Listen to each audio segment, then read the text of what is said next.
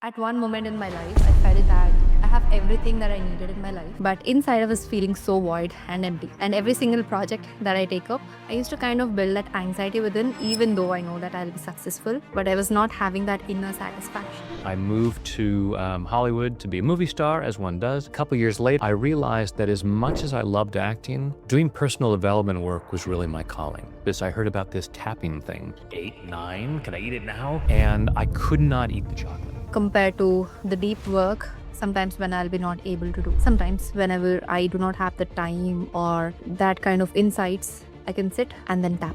Ultimately, it's been said in many ways, it comes down to two emotions. There's love and there's fear. Anything that doesn't feel like love probably has fear underneath. Michelangelo said, the statue is already there, perfect, inside the marble. All I have to do is chip away what doesn't belong to reveal the masterpiece that's inside. Our best self, our most evolved self, our healthiest, most successful, happy self is already there inside. And it's covered up with all kinds of limiting beliefs and feelings of unworthiness and fears and doubts and misinformation. Don't worry about the words. How nervous are you? Where do you feel in your body? Even though I'm nervous about this meeting, I choose to love and accept myself. And as you get familiar with it, it's like, as humans, our system hates change. We like what's familiar, even if it's crap. So we have a stress response when we try to make a change. No one is better off because you are honoring them by limiting your health, wealth, and happiness. I choose to be open to the possibilities. I don't want to stay in that pain. No one needs me to be in pain. No one needs to be in that pain. No one needs me to be in that pain. No one needs me to be in that pain. My pain is not helping anybody else. My pain is not helping me, anybody else.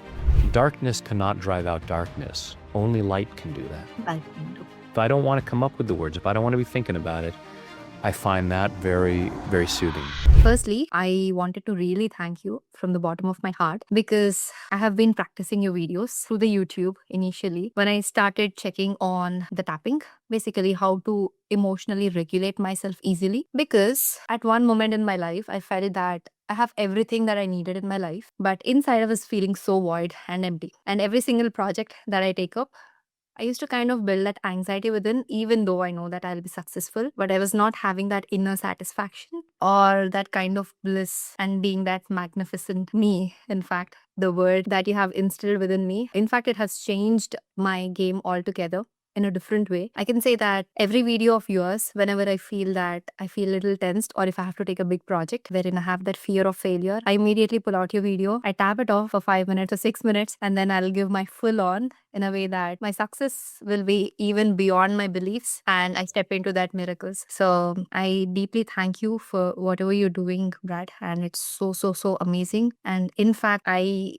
also have learned the different healing modalities. I have now blended this tapping with the healing modalities and it's working so amazingly well. So deep gratitude even from the community members. Today I have told them that I'll be doing the podcast, the interview with you. Thank you so much. Oh, my pleasure. Yeah, that's one of the things I love about EFT is that it works so well with other things as well. You can incorporate it into so many other modalities and practices. Yeah. So Brad, one interesting question. I mean, for me, it's so interesting. I have been reading about you because I'm also a student of yours. I have taken up your online courses and I practice from there. So then I've seen that you have been doing this work from the last 25 years. And I have seen more than 1800 videos on the YouTube. Something like that, yeah.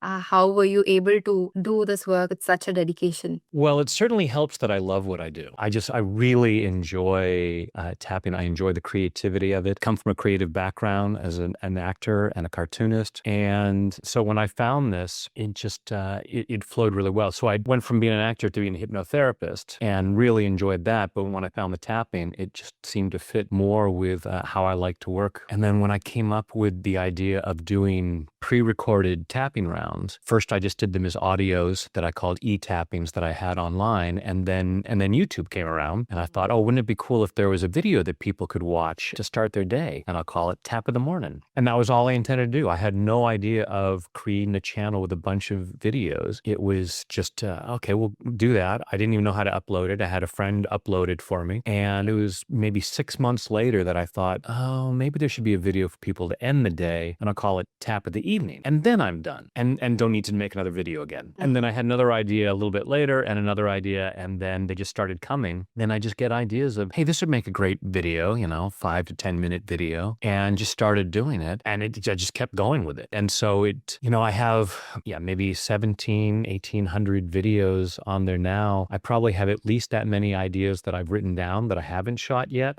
Oh, wow. They're always coming. It's like, oh, this would be something. And one word, so I'll have come up with a word like surrender. Oh, I should make a video about surrendering. It may be a more deeper concept. There may be a whole paragraph of that it's like, okay, I want to make that into a tapping video. And then when I get around to it, I'll shoot it. And sometimes I'll shoot things on location when I'm traveling and I'll go, oh, this would be a great place to do a video. And particularly if there's something thematic about it, like being in front of Notre Dame in Paris that still has the scaffolding from rebuilding after the fire and doing a video on bouncing back from adversity. So it's like, oh, this would be really cool to do something here. And I just have a lot of fun with it. So it doesn't feel like work. And it's not, the YouTube channel is not even, although I do some promotional videos for things, it's not done as a marketing thing or a promotional thing. It's like, it's my mission kind of thing. So I just feel inspired.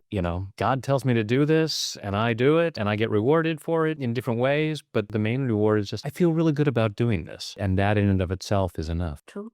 I know how it feels actually. And when you told the mission, right, Brad, I would want to ask one question. When was that point in your life that you have come across this EFT? Because being a hypnotherapist and also learning about the different stuff and being a cartoonist or into the creative aspect, how did you actually come across this EFT and how did you adopt in this life where you felt that, okay, this is the point, now I have to pick it up? Yeah. So the way I got into personal development work was I was, as I said, an actor. Correct. And I had traveled the world doing theater. I moved to Hollywood to be a movie star, as one does. And while I was there, I met a woman, fell in love, and got married. And when our first child was on the way, I thought I might need a backup career to support my family. So Okay. I saw an ad for hypnotherapy school, and I'd always been fascinated by the power of the mind. And I thought that would be a really interesting side gig. So I went through this, it was a year-long course of study. It was a pretty intense program. Did clinical hours at the place and started building a small practice while I was still pursuing my acting career. Okay. And then a couple years later, when our second child was on the way, I realized that as much as I loved acting, doing personal development work was really my calling. I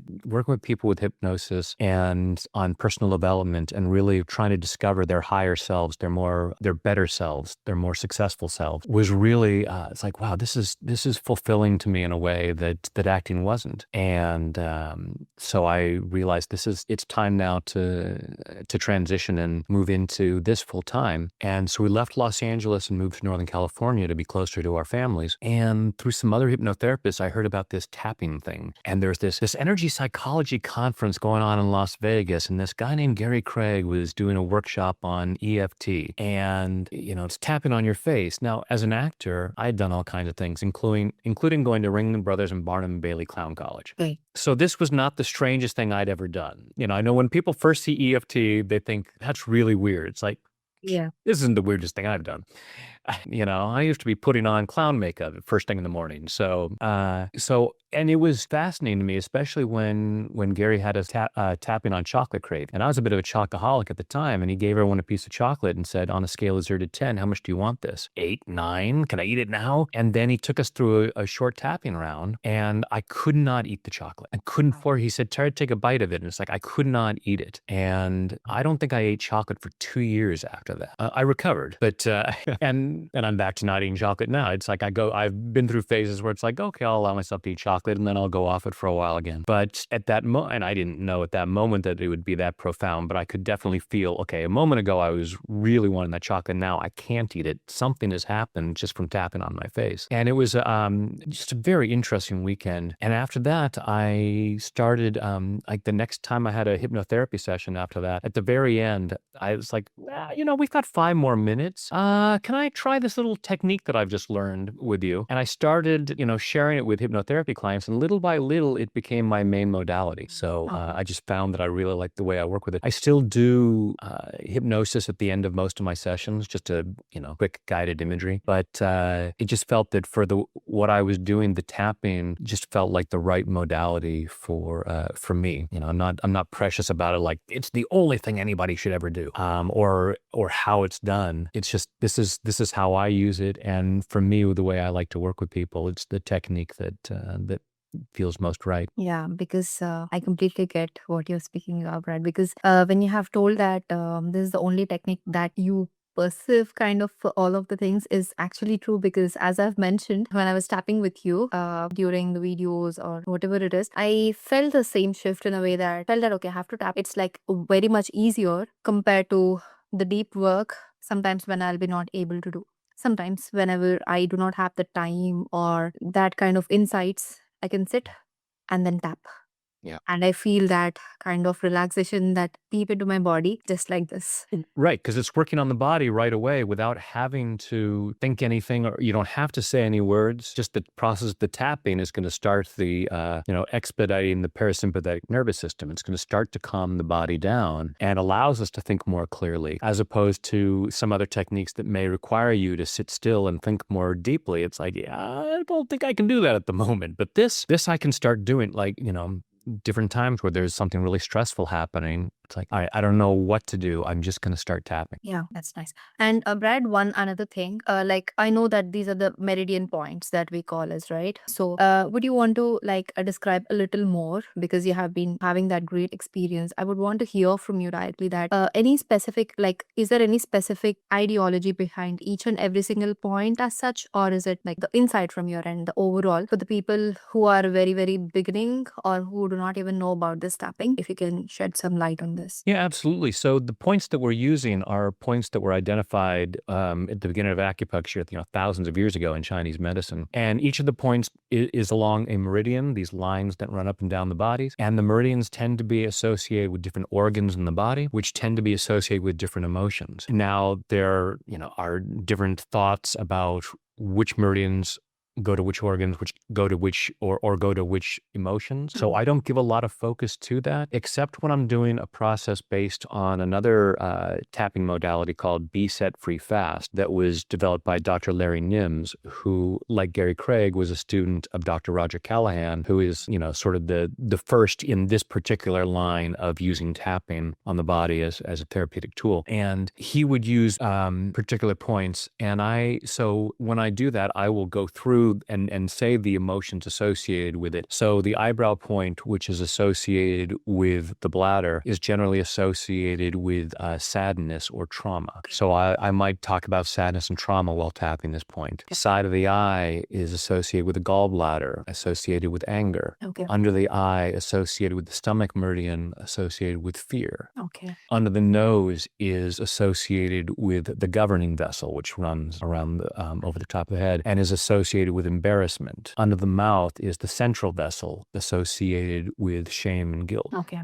Collarbone is kidney, and it's associated with fear. And a lot of times I'll just tap here. So if during any presentation that I'm doing, oftentimes you'll just see me doing this, because I'll take the opportunity to be tapping the whole time. And ultimately it's been said in many ways, it comes down to 2 emotions. There's love and there's fear. Anything that doesn't feel like love probably has fear underneath it. Yeah, true. So tapping on the kidney point associated with fear, covers a lot of bases. Under the breast point is associated with the liver and loneliness. Under the arm, associated with spleen and associated with low self-esteem. And then the top of the head is, I don't remember the word that's used. It's basically means the meeting of 100 roads, because a lot of meridians cross over right there. Okay. Yeah. And then there's other points on the fingertips that are associated with the heart and different things. I don't generally use the finger points sometimes. And sometimes, like if I'm trying to tap in a subtle way, like I'm in a situation where I don't want people to know that I'm tapping, I may be tapping under the table and I'll be, just tapping with my thumb on the different fingertip points. Yeah. But again, I don't worry about which points are associated with which emotions, and that's, dates back a long time, those associations. And I don't know that although there's been a fair amount of research done showing that the tapping is an effective component of this process, because a lot of people say, oh, the tapping's nonsense, it's just the words that you're saying. It's like, no. The research has been done showing that the tapping is a critical element of the process. I don't know that there's been any studies comparing tapping certain points with other points and whether and the effectiveness of that. So I think that's mostly anecdotal. There may be research on it that I'm not aware of. So again, I don't spend a lot of time going, okay, I need to tap on this point for this. And there have been times where I've been feeling an emotion and I've just felt drawn to tap on a particular point that may not be the point. There was a time when I was feeling a lot of fear, but I just felt like tapping the side of the eye, which is associated with anger. So I wasn't aware of any anger per se. So I don't worry too much about that. It's like, wow, no, these points are specifically for these emotions and these organs, and you should only tap for that, because that's the great thing about using all the tapping points. So when Roger Callahan, Dr. Callahan's original protocol, thought field therapy, originally called Callahan technique, he would diagnose what was going on for the client and only come up with 3 or 4 points and which order they should go in. It's like, oh, you should tap under the eye and then collarbone and then side of the eye. Okay. And then Gary was one of his first students and, had a degree in engineering, and he was thinking like an engineer. He said, okay, so spend a lot of time trying to figure out which points to tap. It only takes a few moments to tap through all the points. What if we just, instead of spending a lot of time, like if you had to take your car into the shop, and instead of trying to figure out, okay, is it the carburetor, is it the gasket? If it didn't take any time to just do an overhaul of the entire system, why not do that? And found he was getting the same great results. So it just made it easier to just tap through all of the points. And so that's why I don't worry too much about it. It's like, we're going to cover all the points. So if it is something specific to one of these meridians, we're going to be tapping that. That's awesome. Okay. I've got completely different background because I just know the points that we usually tap, and the fingers I sometimes tap. And I have learned this one also. Like I've learned from this from you. Basically, you told that whenever you are in a situation where you cannot tap like this or like this, you can just do this. I share this with people who say that, Srinidhi, I'm just in my office meeting and I'm super furious or super tensed about how I do my presentation. I just told that you can try like this. I learned this way. I can just do it. But Brad, another question that people often ask me, because also coming from the psychology background and the study area of that study, so people ask me that emotional patterns are something very, very deep. But how could tapping give the results which keeps it for a long term? I know that you have answered about the chocolate for creating the different pattern altogether, but would you shed some light about this area wherein people can evolve at the emotional level so that they keep it at a long-term game and not something just as a dopamine effect that we give through this or something as such? Yeah. You know what might help is, so back there you can see a picture of Michelangelo's David. Yeah. So I have Davids everywhere. Yeah. It was always my favorite piece of art. First time I saw it when I was like a teenager in art class. When I got into this work, it took on a new significance because Michelangelo said the statue is already there, perfect, inside the marble. All I have to do is chip away what doesn't belong to reveal the masterpiece that's inside. He didn't build the David up. He just removed what was covering it up. And to me, that's a perfect metaphor for what we're doing with the tap. Our best self, our most evolved self, our healthiest, most successful, happy self is already there inside. And it's covered up with all kinds of limiting beliefs and feelings of unworthiness and fears and doubts and misinformation. So, but we cling to what we know, even if it's nonsense. The things that we've been taught as a child, things that whether it was told to us, someone says you're worthless, or it's just our experience. We have an unfortunate incident with somebody, and we decide I'm worthless. We take on this belief, which is completely untrue.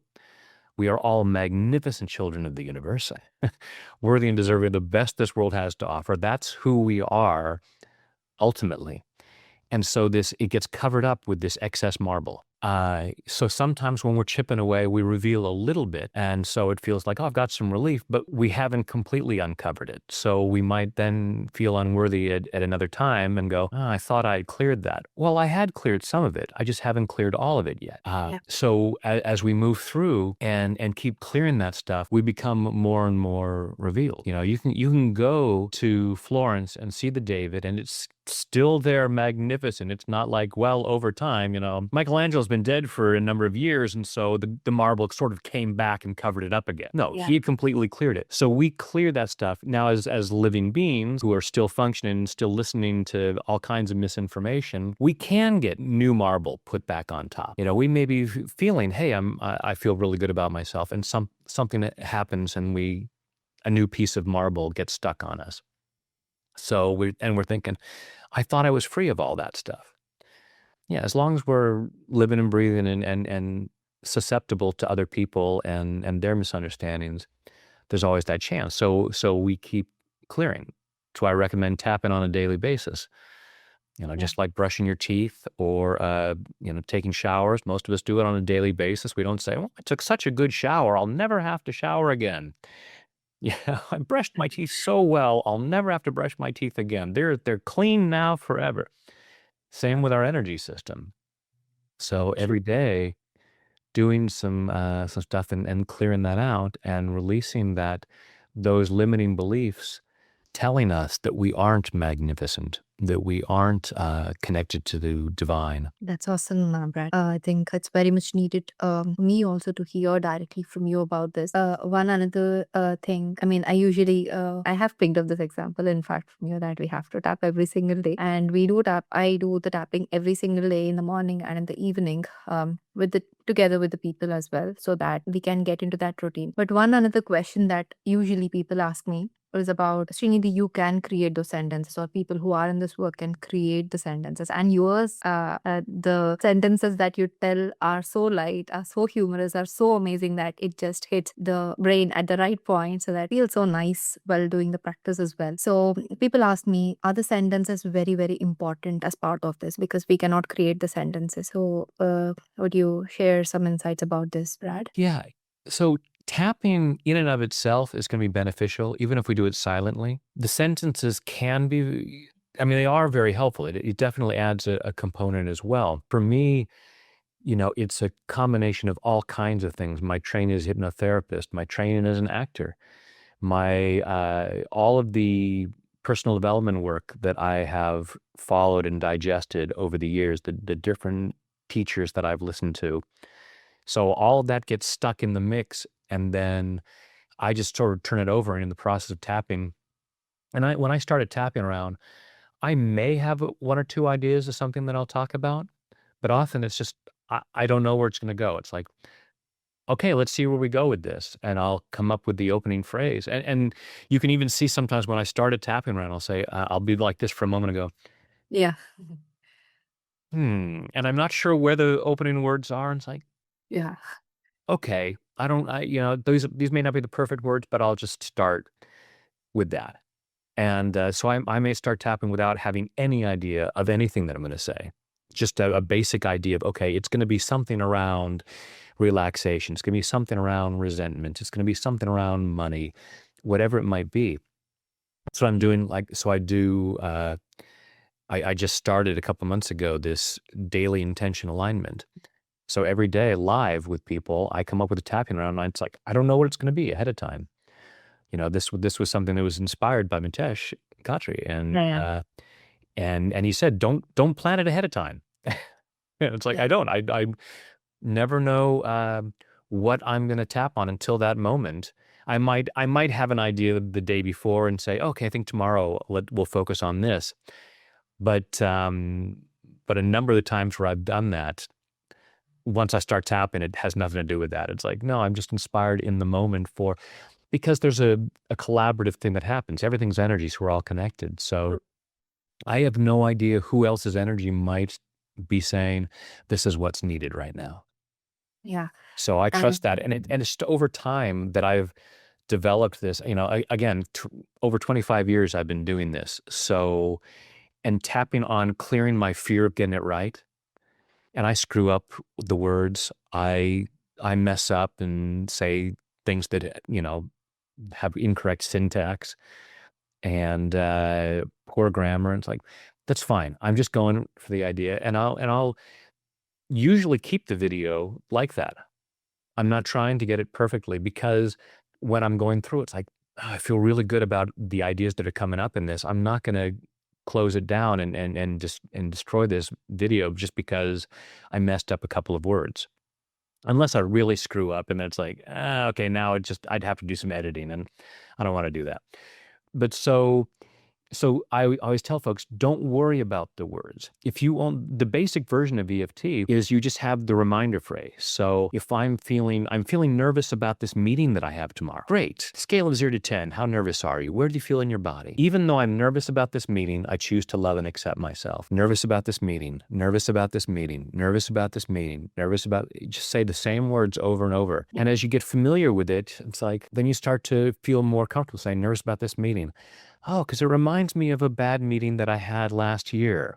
And then you just start exploring it. And for me, it's the detective work of, exploring what else might be going on there. And I always get it wrong. And I tell my clients, I said, don't worry about it if I say something and it's like, no, that's not it.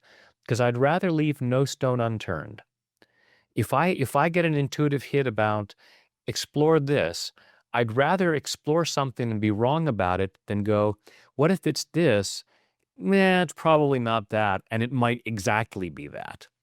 So I just throw things out there and, no, not censoring the ideas that come up. It's like, hey, maybe it's about this and maybe it's about this.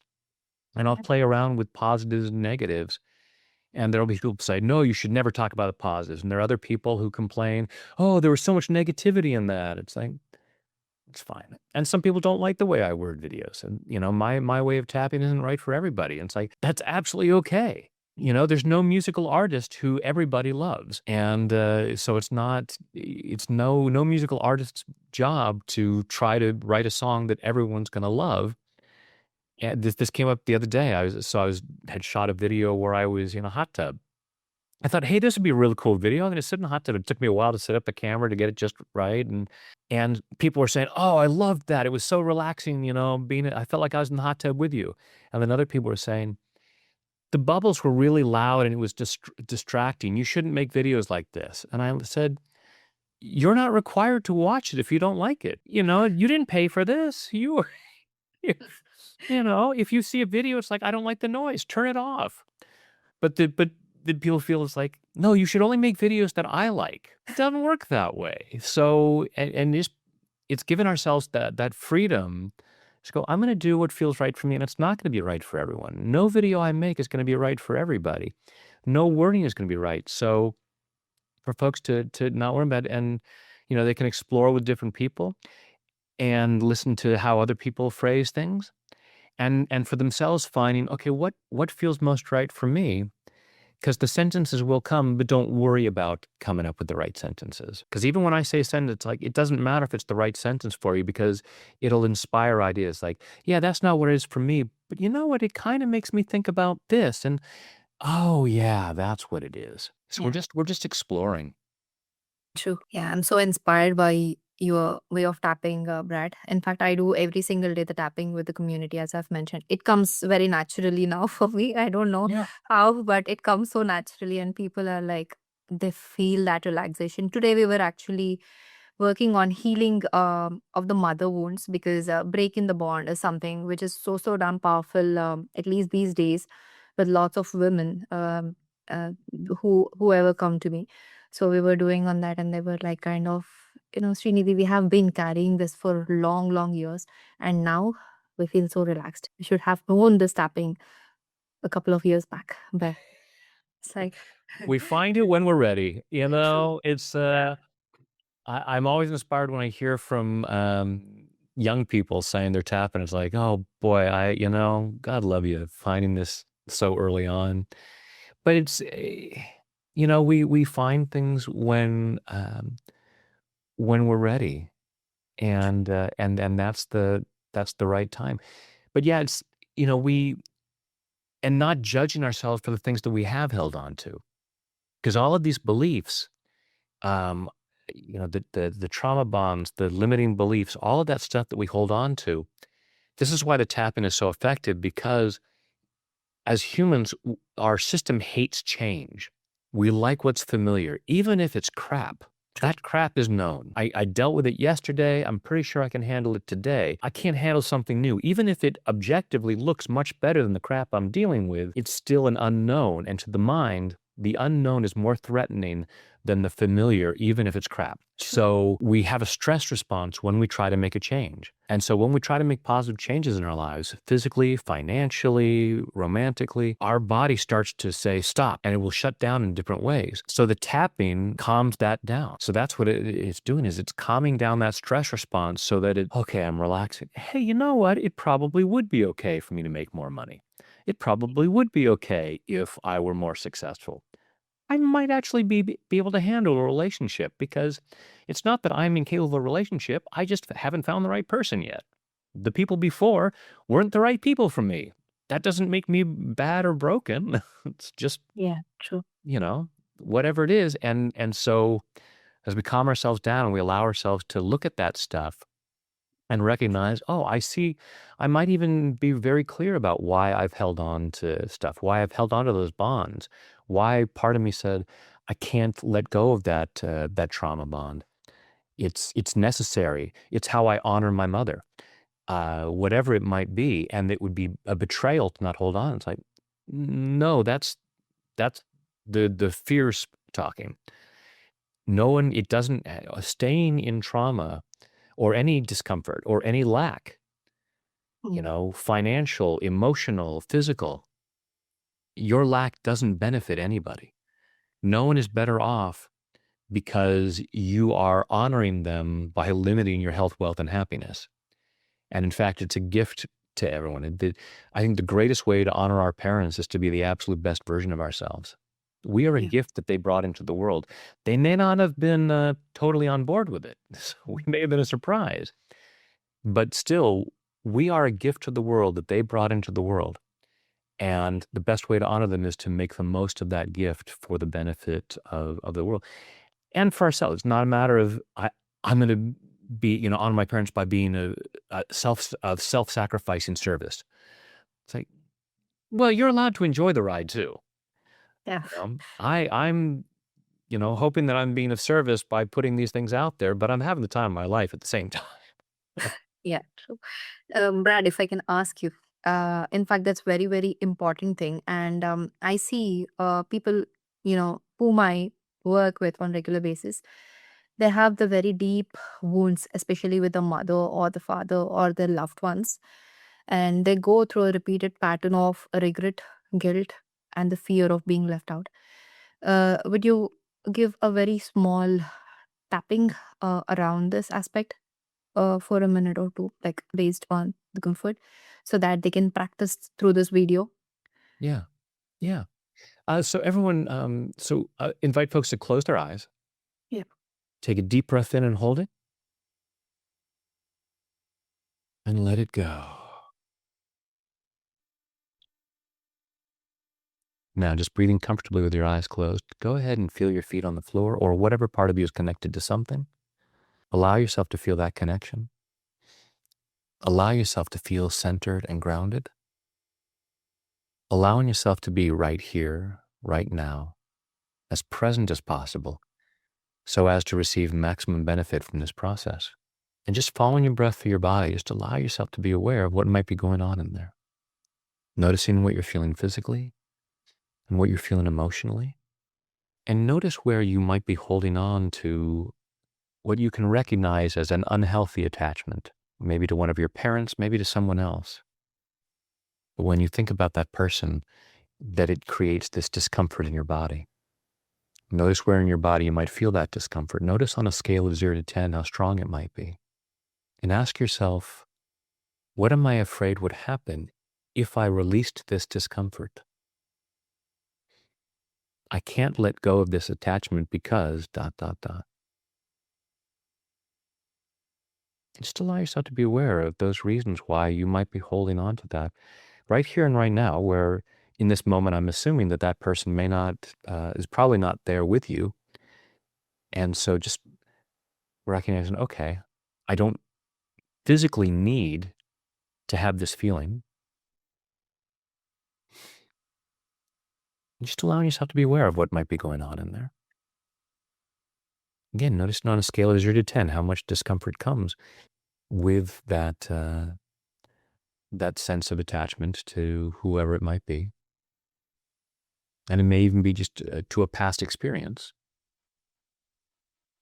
Take a deep breath, open your eyes, and taking full responsibility for your own well-being. Even though I'm hanging on to this, Even though I'm hanging on to this, I choose to love and accept myself. choose to love and accept myself. Even though I'm hanging on to this, Even though I'm hanging on to this, I choose to love and honor myself. I choose to love and honor myself. Even though I'm hanging on to this, Even though I'm hanging on to this, and it's really uncomfortable, and it's really uncomfortable, it limits my health, wealth, and happiness. it limits my health, wealth, and happiness.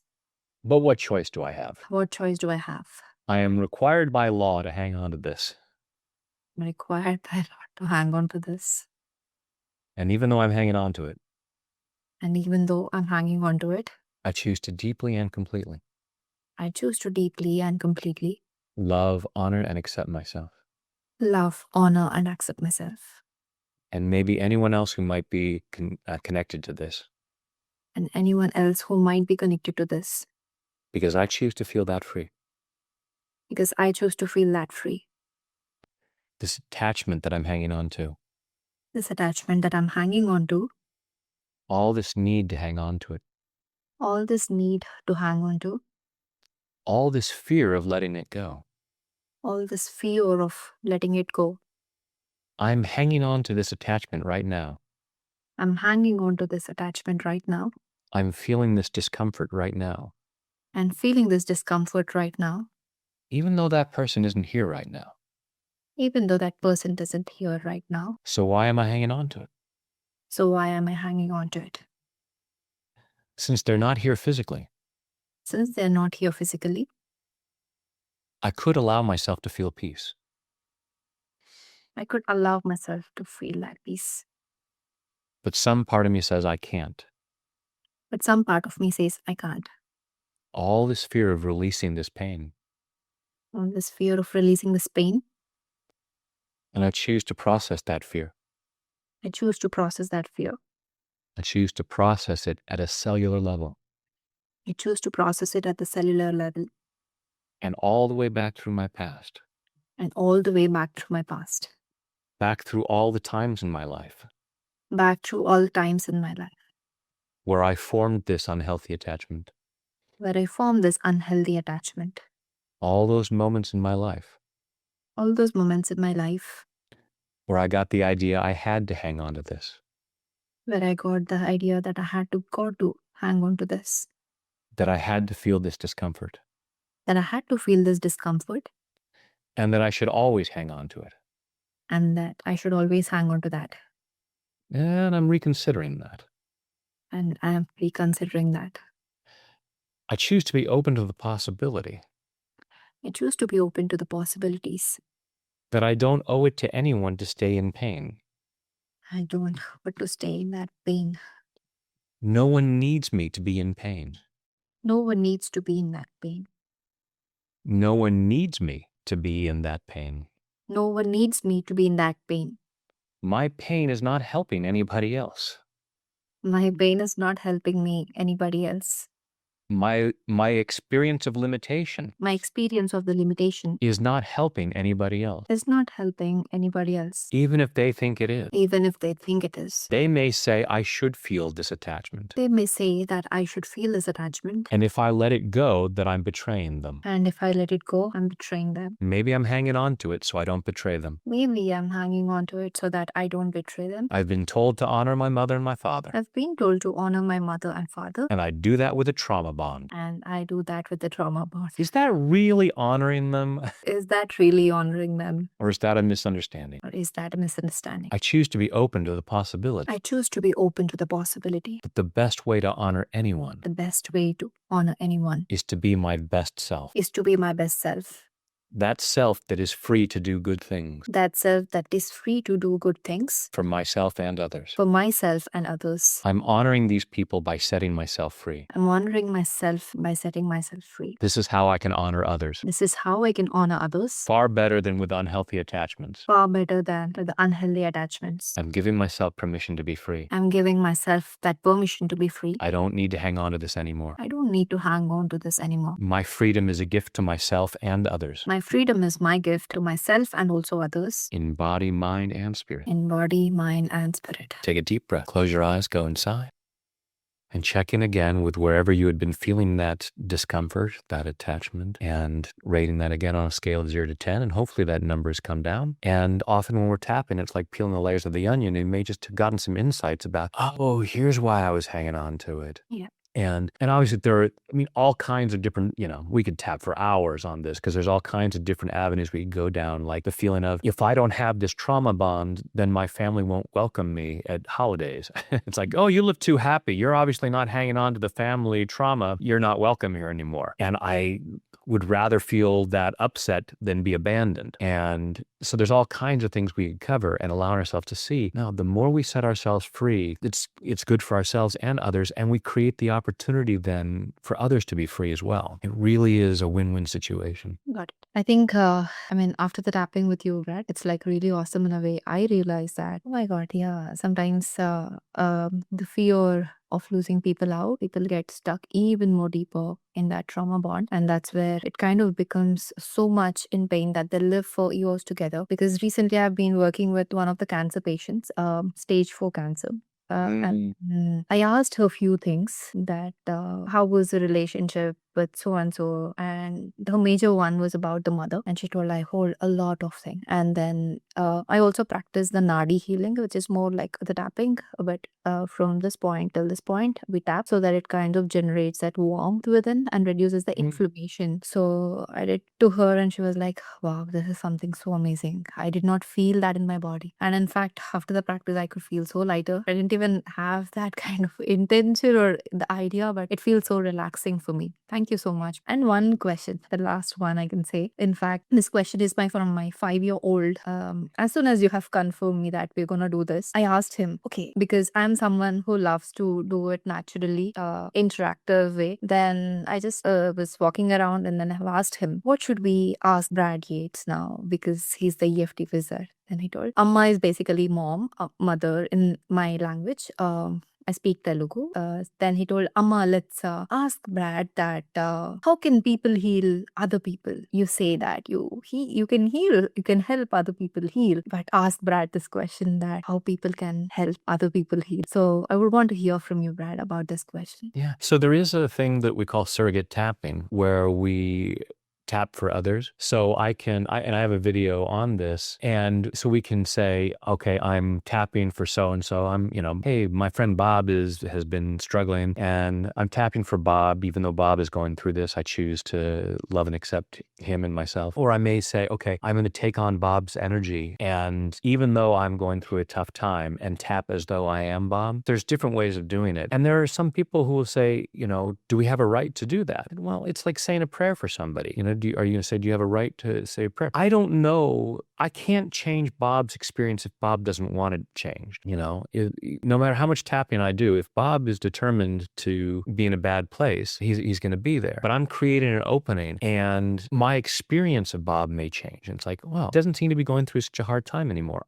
We can never really know what's going on for someone else, but we know our experience. So we can send the loving intention of easing someone else's pain, and also because everything is energy and we're all connected. I mean, just as you said, when you were working with your client, you felt this relief as you worked with her on her thing. We feel it connectively. So saying, okay, as I allow myself to clear whatever discomfort I'm experiencing, at some level, that's going to ease some discomfort for other people. Maybe not noticeably, but at some level. And if I have that intention, then it may be more noticeable for them. But I don't get to deprive them of their experience if, for whatever they're choosing. Like I'm creating this opening that if they are open to some relief, I am allowing myself to be a conduit for that and allowing myself to feel more peace too, because I can't suffer enough to ease their suffering. We have this idea of if someone else is suffering, I'm not allowed to feel good. If that were the truth, we would have no concept of joy or peace as human beings, because there's always someone going through something. We are still able to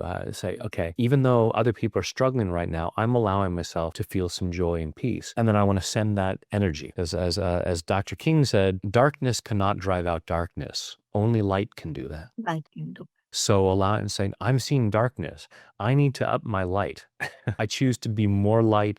So if I see someone struggling, rather than bringing myself to, oh, you're in pain, I'm going to feel some pain with you. It's like, that's not helpful. Be light, lift me up. And trying to be that as much for ourselves as much as for others. Yeah, true. Thank you so much, Brad, for this. And one last line for people to be motivated enough to tap consistently, because this is one question that they ask me. They say that, Srinidhi, I'm so addictive to your tapping. We tap consistently whenever you're doing it live, but sometimes we feel so lazy to tap it all by ourselves. So I want people also to become independent in the way they tap. I've told them you can do this the way you have suggested, but however, I would want you to share something for them, whoever is watching us now. Yeah, so there's a concept called habit stacking, where we say, okay, whenever I go to the bathroom, I'll tap. When I brush my teeth, I'll make a note right after I finish brushing my teeth. It's like clean my teeth. Now I'm going to clean my energy. So finding a time to make it a practice is helpful. I have heard from people over the years, like I used to tap a lot and I really enjoyed it, and I noticed things were changing, and then I stopped and I don't know why. And I will say, because things were changing, and some part of you said, that's enough. You need to stop. This is too much change. So it's to me, it's always a matter of resistance. True. I always say that the extent to which we don't have what we say we want tends to be the extent to which we're resisting it. And that includes an emotional health practice. I'm resistant it. So why? Why, if I know that tapping is beneficial, or even if I just suspect that it might be beneficial? People are taking vitamins every day who have never noticed a change until maybe sometime later. It's like, okay, my health is, I do notice a change in my health. And for many people, there's never anything that they actually notice, but they still have a habit of, okay, when I have breakfast, I take these pills. So to put it in there, even if you're not always aware of the benefits of tapping, it's always beneficial at some very subtle level, maybe. Sometimes more noticeable, but sometimes very subtle. And so just saying, okay, when I do this and this as part of my morning routine or whatever, I'm going to tap at least for a few moments. Whether I have time to go watch a 5-minute video or it's just a matter of just a few moments of, I'm choosing to feel great today. First thing in the morning, I tap while saying affirmations, or I'll say prayers. There are certain prayers that I'll say while I'm tapping. Okay. Sometimes I'll just tap saying Ho'oponopono. I'm sorry. Please forgive me. Thank you. I love you. And I just repeat that over. And if I don't want to come up with the words, if I don't want to be thinking about it, I find that very, very soothing. I just repeat that over and over. And just giving yourself permission to put it in there as, this is just one of the things I do during the day. I brush my teeth, tap, and this, and not making a big deal of it. It's like, okay, well, I've got these issues that I need to tackle, and so I need to find some dedicated time to spend a half an hour working on this. Don't worry about it. Build it in as a little bit of a habit, and it'll become much more familiar and comfortable. True. That's awesome, Brad. Thank you so much for actually sharing so much of your experience. And I think it would definitely help a lot of people to maintain that inner well-being, which you always ask us to tapping for your own inner well-being. So I think that's very much needed for all of us to have that brighter future for not just ourselves but also the future generation. So thank you so much, Brad, for your time and for sharing your wisdom. And I feel this is so short. I still have lots of questions coming up, but I'm holding myself off in a way that okay, I'm gonna come back again, maybe in a different way altogether. Thank you so much, Brad. And also, as you have mentioned that you have started with the tap every single day, the daily tapping.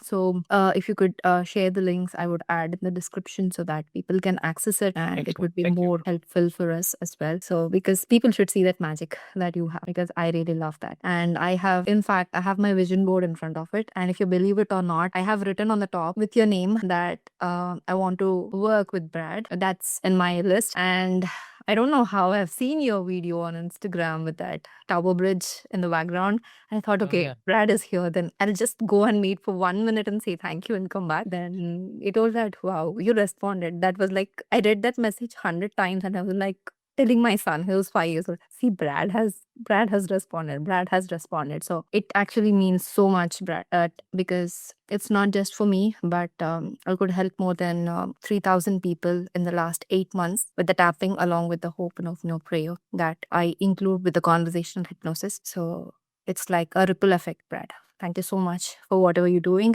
and for this time. My pleasure. Thank you. Thank you. And yeah, it's so amazing. Thank you so much, Brad.